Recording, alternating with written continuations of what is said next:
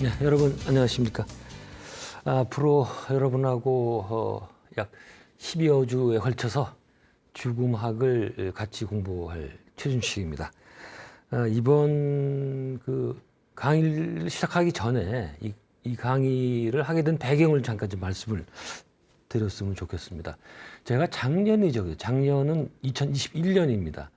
이곳 그 BTN에서 그 죽음학 그 강연을 4차례를 했었거든요. 그랬더니 그 너무 시간이 좀 짧다, 좀 더 자세한 걸 알고 싶다, 뭐 그런 주문이 많이 들어왔다고 그러더라고요. 그래서 한번 좀 더 길게, 좀 자세하게 하면 좋겠다는 말씀이 들어와서 다시 여러분들 찾아가 뵙겠습니다.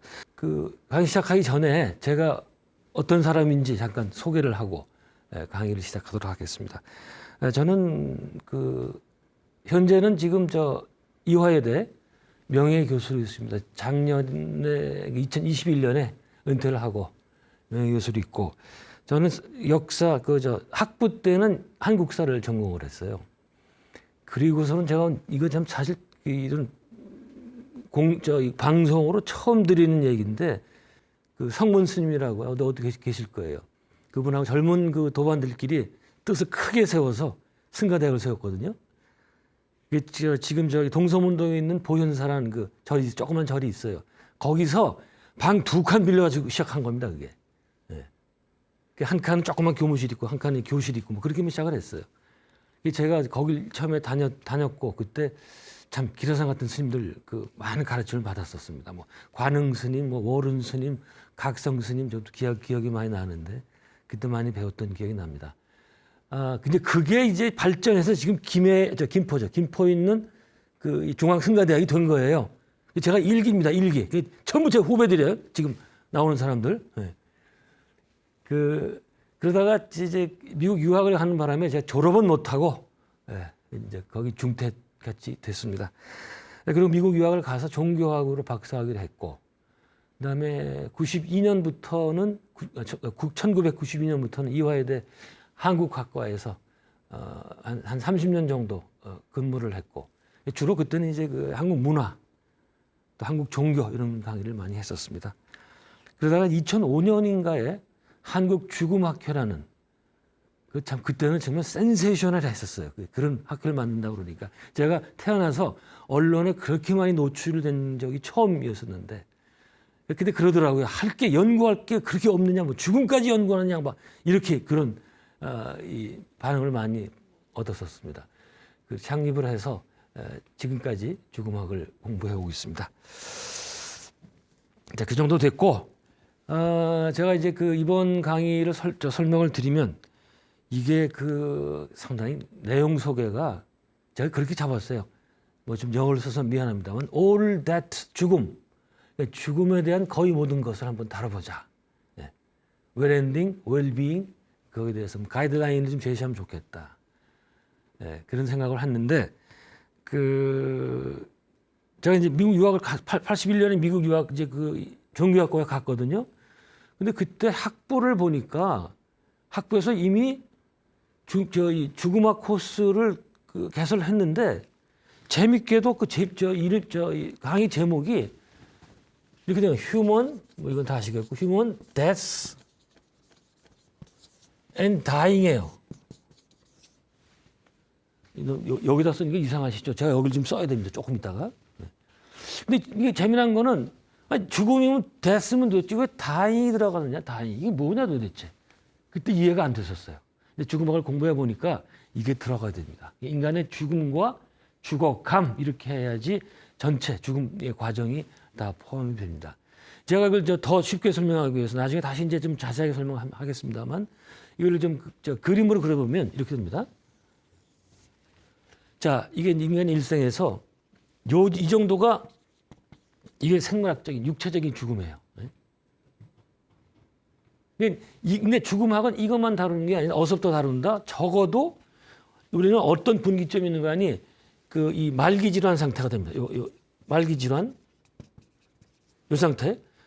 말기 질환에 관한 뭔가 하니, 질병이라든가 뭐 사고 이런 걸 통해서 이제 남은 살 기간이 평균으로 해서 10개월 정도 남은 기간, 남았을 때 그걸 말기질한 상태에 이제 들어갔다고 얘기를 합니다. 네. 그때부터 이제 죽음의 그 과정이 시작되는 거예요. 물론 이제 앞에도 있습니다만은. 네. 이때부터. 그래서 죽음학은 대체로 여기서부터 이제 그 죽음학의 그 주제에 포함이 됩니다. 이건 말기 진행을 뭔가 하니 더 이상 그 건강을 회복할 수 없는 상태. 비가역적인 상태라고 그러죠. 그래서 이때는 이 상태에 들어가면 이제는 이쪽으로만 가야지 다시 뒤로 갈 수 없다. 이런 상태가 됩니다. 그래서 요 상태는 이제 그 임종학이라고 또 볼 수도 있거든요. 과연 여기서 그 기간 동안 우리는 나의 죽음을 어떻게 준비하고 또 나의 사랑하는 가족의 죽음 또 친구의 죽음을 어떻게 준비하느냐 이런 문제가 되겠죠. 근데 이렇게 가고 근데 이번에는요 요 임종학 부분 우리가 죽음을 어떻게 준비해야 되느냐는 거의 건너뛰려고 합니다. 왜 그러니 작년에 했던 강의에 그게 포함이 돼 있어요. 그래서 이번에는 하지 않고 지금 할 게 너무 많아서 다 할 수가 없습니다. 그래서 관심 있는 분은 작년 제가 강의했던 걸 들어보시면 좋겠습니다. 자, 그 다음에 여기서 그 재미난 주제가 있습니다. 요 죽음의 바로 직전에 어떤 사람들이 있는가 하니 죽었다 살아나온 사람들이 있어요. 그 근사 체험한 사람들. 그 사람에 대한 연구가 대단히 재밌습니다. 제가 나중에 한 장 혹은 2주에 걸쳐서 이 임사 체험 혹은 근사 체험에 대해서 다뤄보려고 합니다. 자, 인간이 이게 죽게 되죠. 그럼 여기서 또 생기는 문제가 뭐예요? 장래 문제가 있어요. 장래. 이것도 죽음에서 굉장히 중요한 그 주제입니다. 그다음에 여기서부터 장래는 여기서 끝나지만 그다음에 또 재래가 있어요. 재래. 재산 이런 거 있잖아요. 죽은 사람을 추모하는 그런 거. 이건 계속 되겠죠. 그리고 이제 이렇게 해서 죽은 물을 보내고 난 다음에 그다음에 또 문제가 뭡니까? 남은 사람들. 그러니까 이승에 남은 사람들의 그 슬픔을 어떻게 극복할 수 있냐. 케어 문제, 돌봄의 문제, 사별의 슬픔의 문제. 이것도 죽음학에서 굉장히 중요한 겁니다. 이 문제에 대해서도 제가 자세하게 얘기를 하려고 합니다. 그 다음에는 이제 저는 이제 어디까지 가는가 하니 다시 돌아올 환생까지 환생. 여기서 이제 이 불교에서는 이걸 중음계라고 그래요. 중음계. 여기서 있다가 다시 환생하게 되는데 제가 이번 10여 주 동안 상당히 많이 집중할 것은 바로 이 부분에 우리는 인간은 죽어서 어떻게 되고 지난 작년의 강의는 자세하게 다루지 못했어요. 이 부분에 좀 더 자세하게 다뤄보려고 합니다. 그다음에 마지막으로는 이런 인간의 여러 이 삶을 총체적으로 지배하고 있는 법칙이 있다. 그게 뭐다? 카르마. 업보의 법칙. 사실 업보의 법칙은 여기도 다 포함이 됩니다. 여기까지 다 포함이 됩니다. 그래서 이런 업보의 법칙에 대해서 마지막으로 말씀드리면 대체로 이제 이 강의가 끝나게 되는데 자, 오늘 강의는 첫 번째 강의니까 좀 더 쉽게 좀 소프트하게 시작하기 위해서 제가 이 영화를 가지고 좀 얘기를 해봤어요. 이제 여러분들한테 이제 영화 장면들이 포스터들이 될 텐데 지금까지 보면은 우리가 모르고 있었지만 많은 영화들이 인간의 죽음, 특히 죽음 이유에 대해서 만들어졌다. 그 중에 아주 대표적인 거 이건 뭔가요? 현재 사후생을 다룬 영화 가운데서 베스트 10에 들어가는 그런 영화들만 잠깐 소개를 하고 넘어가겠습니다. 여러분이 다 잘 아시는 영화 사랑과 영원, 또 고스트란 영화죠. 1990년도에 이거는 주로 뭔가 하니 영혼과 교통하는 망자의 영혼과 교통하는 그런 걸 이제 주제로 다룬 영화거든요. 그래서 이거를 사후 통신, after death communication이라고 그래요. 그러니까 망자 영혼들과 서로 교통하는. 여러분 저 줄거 제가 말씀 안 드려도 알겠죠? 이 남자 주인공이 죽잖아요. 길에서 칼을 맞고 죽죠. 근데 아직 이승에서 할 일이 남아 있기 때문에 그걸 다 하고 가기 위해서 영매의 도움을 받아서 다 이제 풀고 가는 못한 일을 하고 가는 그런 주제 영화였었는데 그 당시엔 참 대단했었죠. 이 영화 나왔을 때. 요 사후통신 요거 대단히 재미난 주제거든요. 그래서 또 한 주를 제가 할애했습니다. 예. 우리는 이 영혼들과 어떻게 교통을 하고 사는지. 예. 그다음에 여러분 이거 잘 아시죠? 식센스. 예. 뭐 이 참 최고의 반전의 영화다. 뭐 그런 그 평이 있었잖아요. 이건 뭔가 하니 그 주인공이 브루스 윌리스라는 사람인데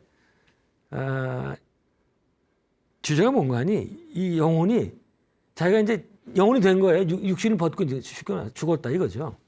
본인이 죽은지는 몰라 이게. 예? 모르고 그냥 계속 살들들 빙빙 거리는 거예요. 예? 근데 누구한테 걸렸습니까? 그 조그만한 이게 이름 모르겠어요. 그 조그만 어린이한테 걸리죠. 왜? 그 어린아이가 영혼을 보는 사람이에요. 그래서 그렇게 돼가지고 그제서야 이제 내가 죽었구나 뭐 이런 걸 알게 되는 이제 나중에 반전이라는 건데 그 제가 또 나중에 말씀드리는데 이건 뭐 그 제가 하는 얘기가 아니고 죽음 뒤를 연구를 많이 한 사람이 하는 얘기인데 우리가 죽은 다음에 영혼이 되잖아요.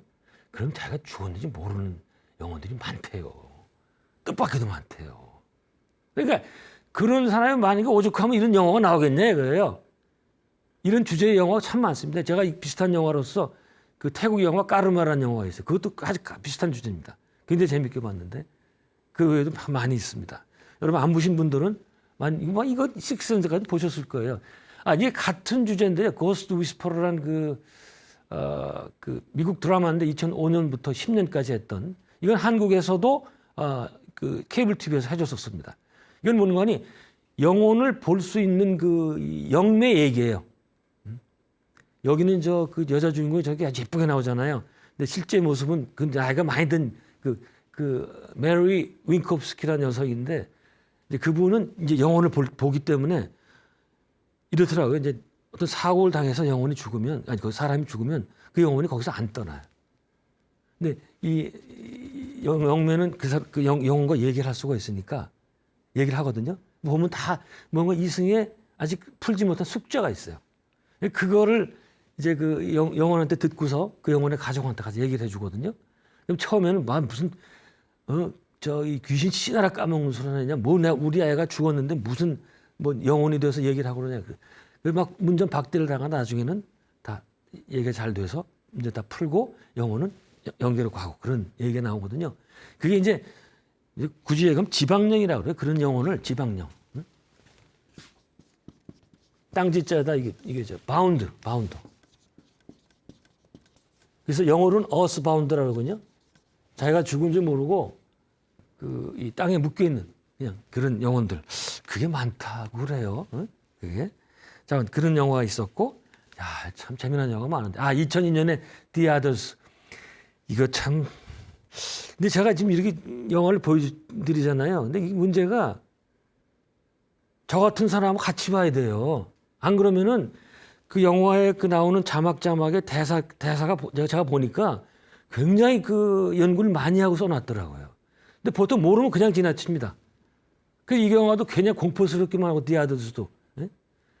여기 이 니콜 키드만하고 두 자녀가 나오잖아요. 저가 다 죽은 영혼들이에요, 저게. 저 영화를 처음부터 끝까지 보면은 육신을 가진 사람은 맨 뒤에 잠깐 나오고 걔 전부 죽은 영혼들 이야기예요. 근데 이걸 보통 보면 몰라요, 그런 얘기. 참 이거 니콜 키드만이 이 영화를 기점으로 많은 그 인기를 다시 얻게 되죠. 이것도 보셨을 것 같고 1998년에 천국보다 아름다움. 여기부터 이제 완전히 영계 얘기입니다. 영계를 다룬 영화 중에 초기에 나온 영화 중에 굉장히 좋은 영화예요, 이게. 이건 뭔가 하니 로빈 윌리엄스가 주연했는데 의사예요. 자동차 사고로 자기 자식이 죽습니다. 둘이 죽어요. 자기도 사고로 또 죽어요. 그래서 영계에 가서 이제 겪는 이야기가 쭉 나옵니다. 근데 거기 대사 하나하나가 정말 공부 많이 하고 쓴 대사더라고요. 그러다가 이 부인은 여기 물질계에 있다가 자살을 해요. 그래서 그 부인 또 찾아가는 얘기 이런 거 보면은 굉장히 공부 많이 한 사람이 그 시나리오 쓴 것 같더라고요. 그래서 상당히 좋은 영화였었습니다. 그다음에 이거는 참 우리 불교도들은 꼭 봐야 되는 영화라고 생각되는데 이 영화는 Yesterday Children 여기 Yesterday's Children. 이거는 제 그 버시기도 합니다만 그 서울대학교 의과대학 명예교수로 계신 정현채 교수가 소개를 해주신 건데 이거말로 인간의 환생, 윤회를 그 가장 잘 표현한 영화라. 이게 한국에서 개봉이 안 됐어요. 저는 이제 따로 이제 정 교수님하고 같이 봤는데 이게 뭔가 하니 여자 주인공이 거기 이제 미국인으로 나오거든요. 근데 사실은 영국 사람이에요.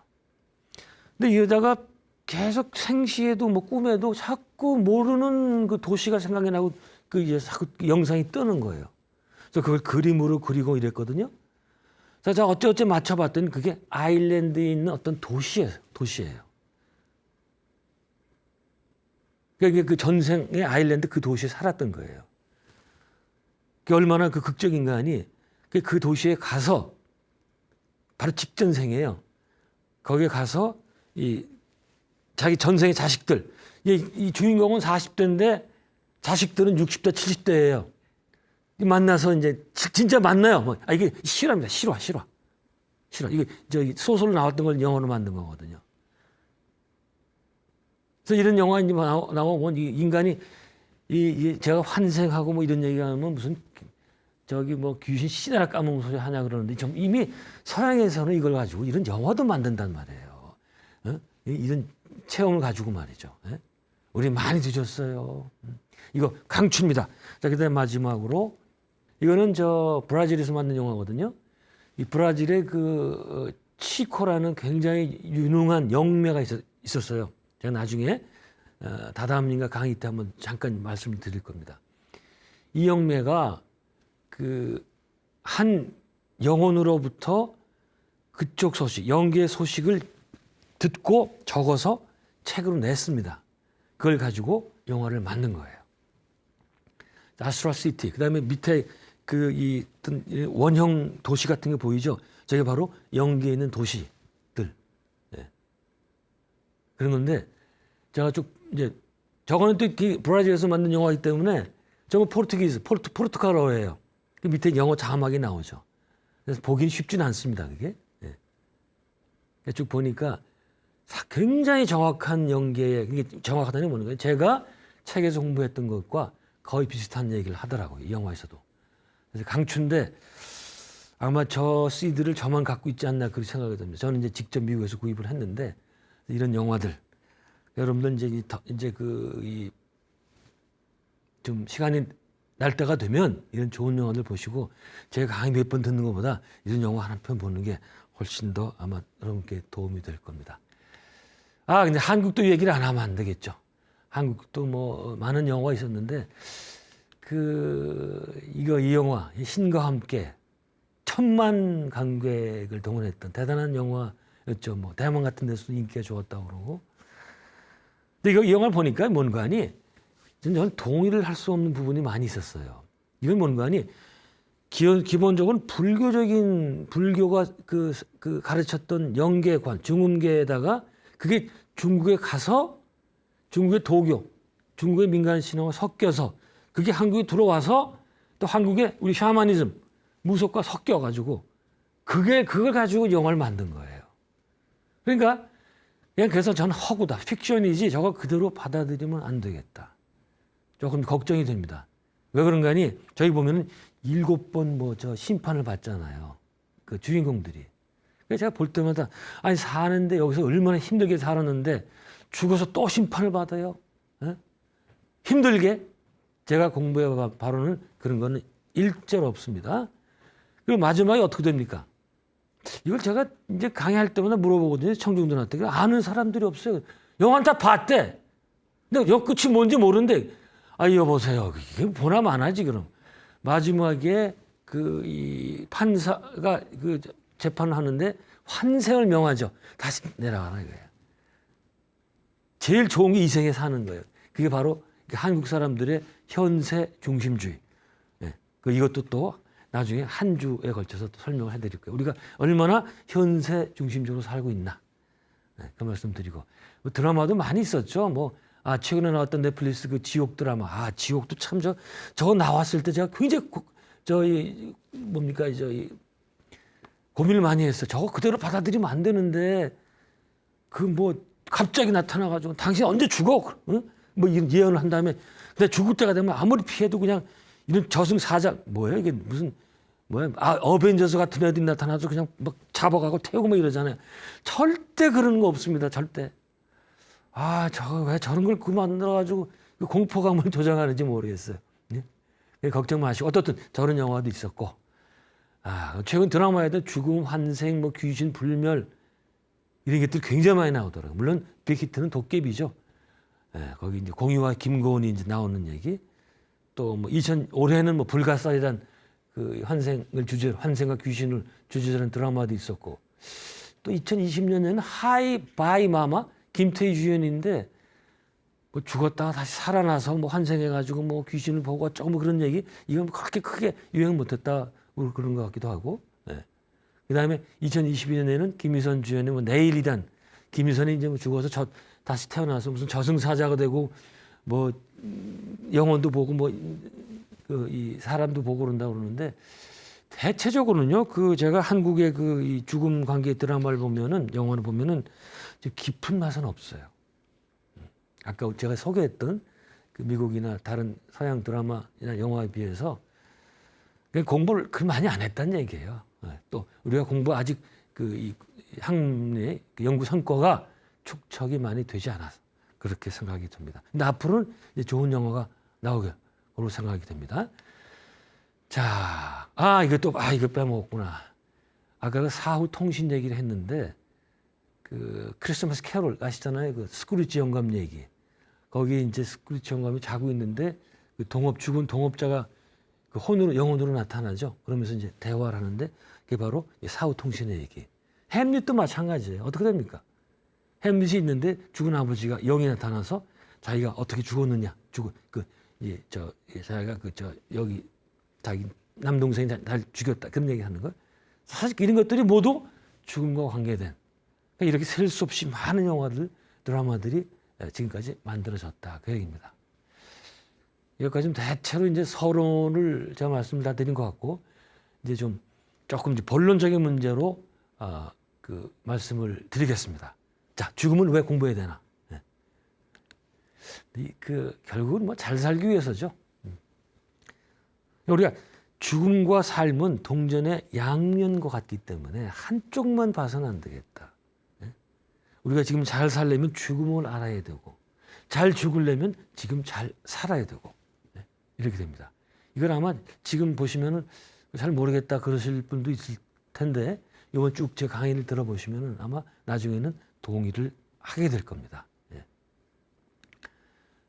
그다음에 이제 그 죽음뿐만 아니라 사후생의 문제. 사후생이 있느냐? 또 환생, 정말 환생하느냐? 또 불교에서는 까르마 얘기를 하는데 정말 그게 맞느냐? 이런 얘기를 우리가 진지하게 생각을 해봐야 되겠다.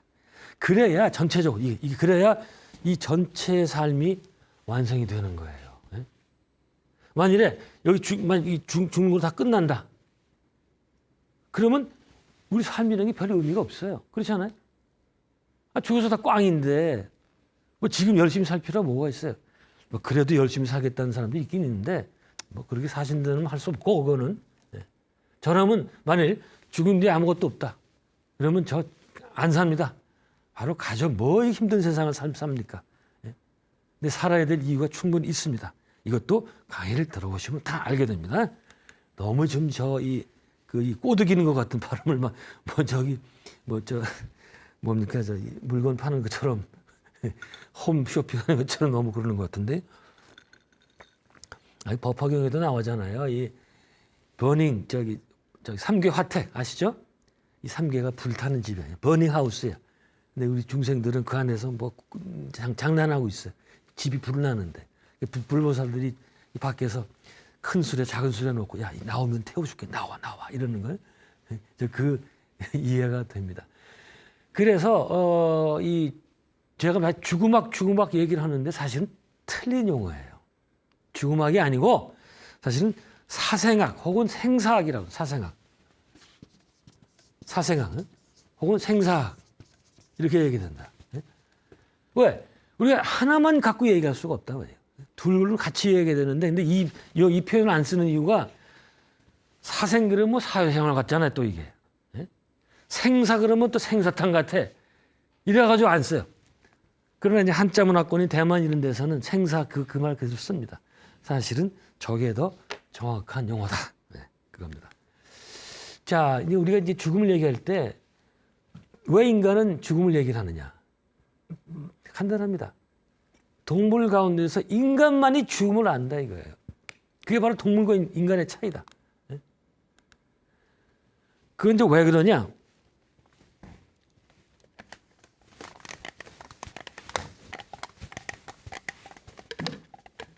인간만이 갖고 있는 게 있어요. 자기의식.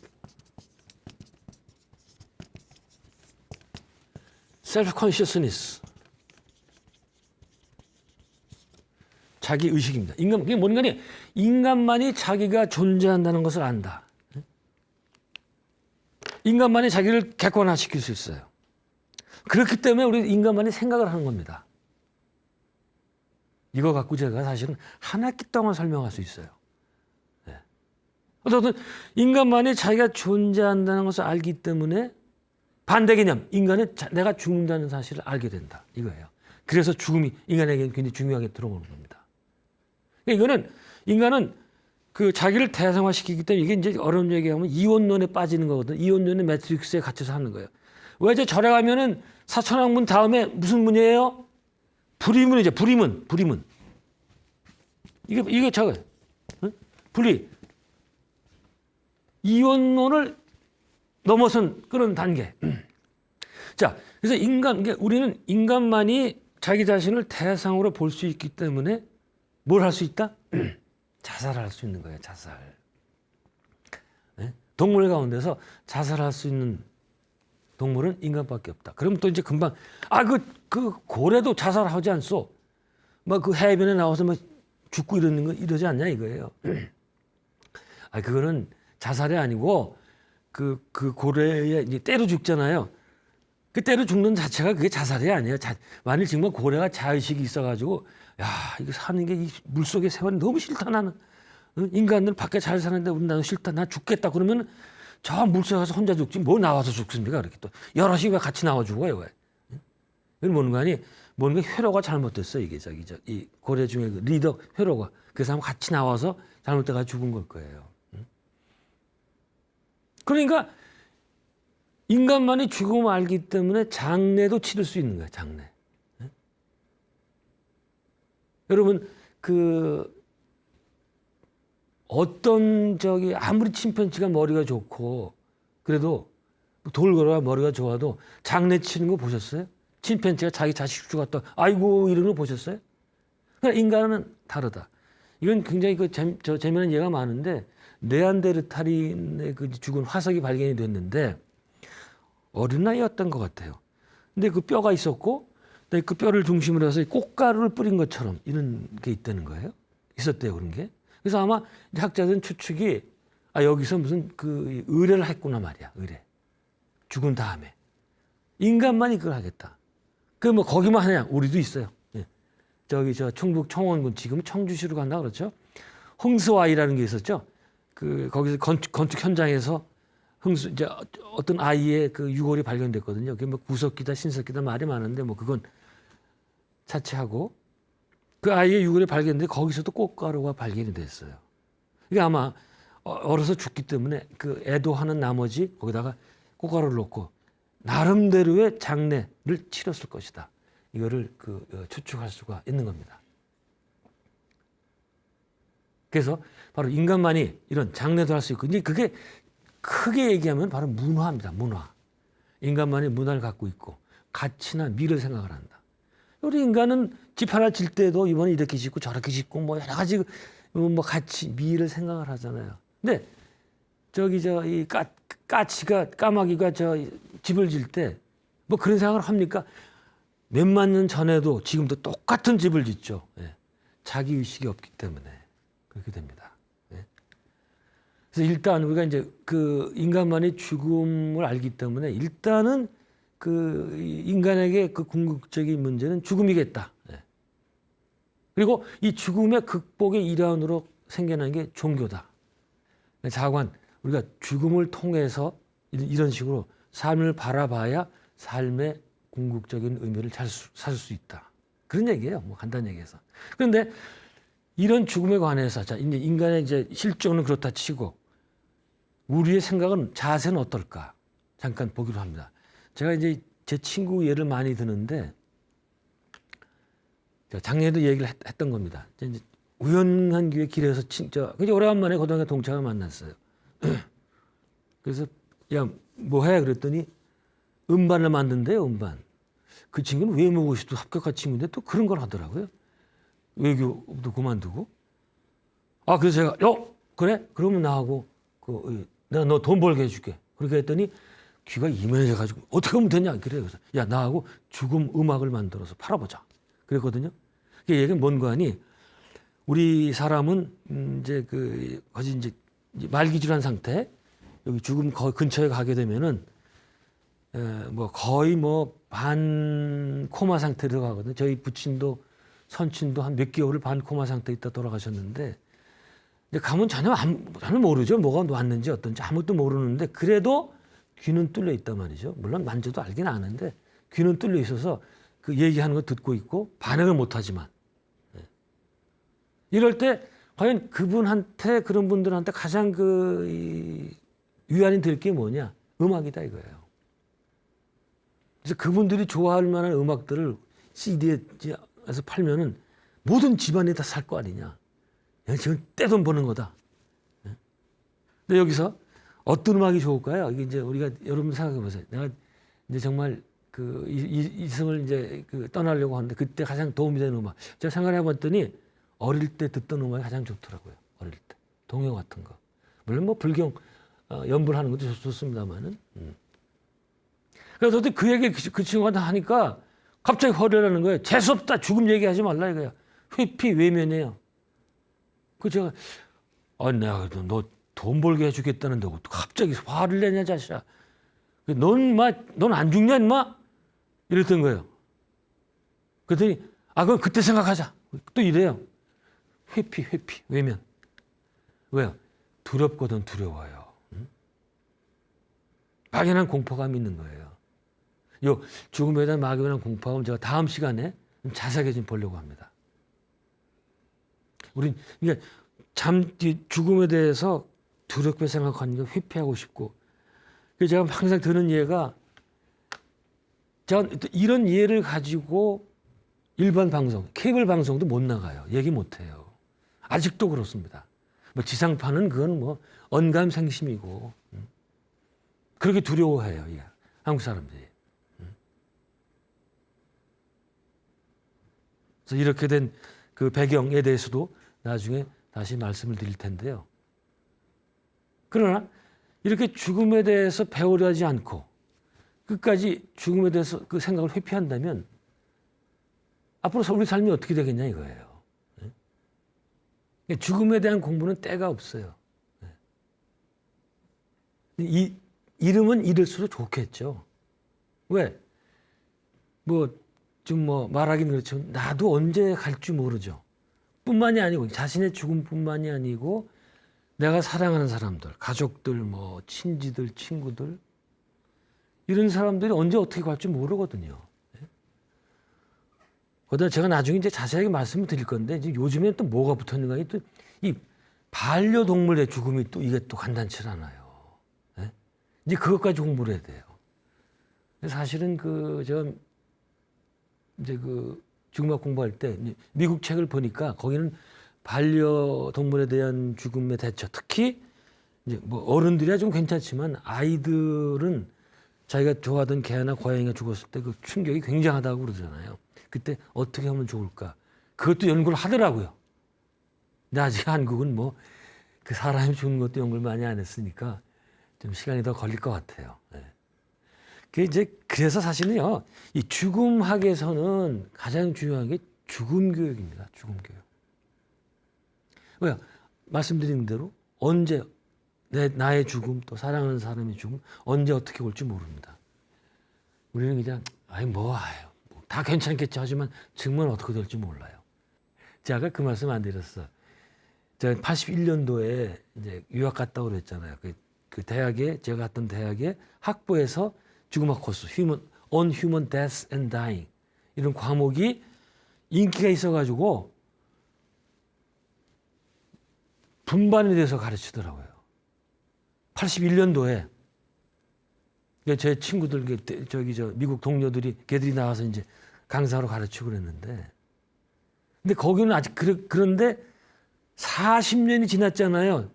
근데 한국은 지금 아직도 대학에서 하나도 없습니다.